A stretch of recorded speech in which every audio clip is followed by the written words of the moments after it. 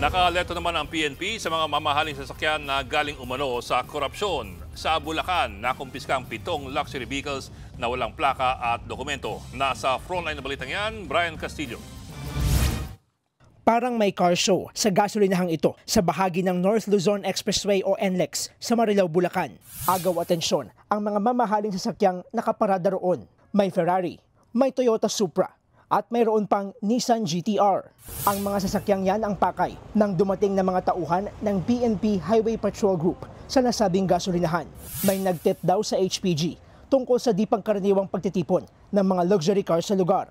Nang inspeksyonin, nabistong peke ang plaka ng ilan. Ang iba nga, wala talagang plaka.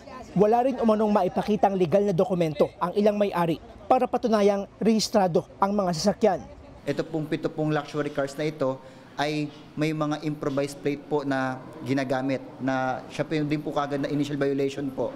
At meron din po doon na halos din na wala rin pong plaka na gamit.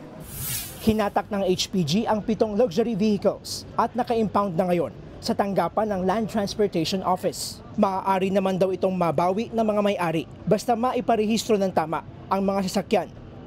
Ang tinitignan kasi ng PNP HPG ay kung ito po ay dumaan sa ating customs para kung sila po ba ay nakapagbayad po ng tamang buwis bago po nila ito na i-acquire. Nakaalerto ngayon ng PNP sa mga mamahaling sasakyan sa gitna na rin ng mainit na issue ng korupsyon, lalo't may mga sangkot sa flood control scandal na nakitaan ng mga luxury vehicles na posibleng itinatago ngayon. Nagbabalita mula sa frontline, Brian Castillo, News 5. Mga kapatid, Ed Lingaw po, maging maalam at may pakialam sa mga napapanahong balita sa ating bansa. Para sa mas malilimang pagtalakay at paghimay sa mga issue at headlines, mag-follow at mag-subscribe sa social media pages ng News 5.